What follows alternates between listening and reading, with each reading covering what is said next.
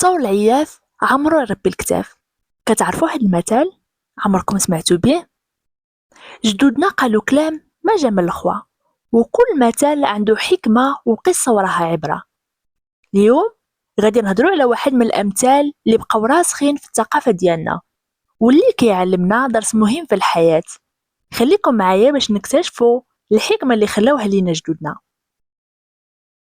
كان يا مكان في واحد الدوار بعيد، كان واحد الفلاح بسيط عنده جوج ديال التيران، واحد قوي وخدام والاخر معروف بالكسل وكيتهرب من الخدمه وما باغيش يتعب.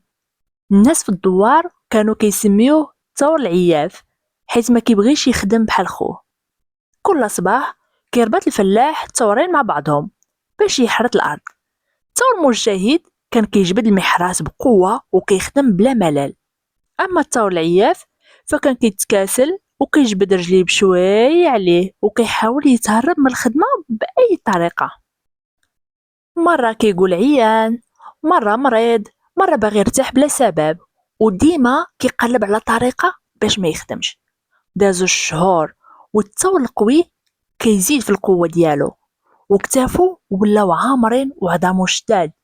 الناس في الدوار بداو كيهضروا عليه وكيقولوا شوفوا الثور مجتهد كيفاش ولا قوي، اما الثور العياف فبقى ضعيف وهزيل، ما زاد لا في العظم ولا في القوة.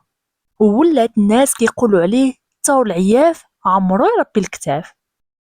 ومن هذيك الساعة ولا هاد المثل كيتقال اي واحد كيتكاسل وما باغيش يخدم، حيت اللي ما كيخدمش وما كيجتهدش عمره ما يوصل للقوة والنجاح.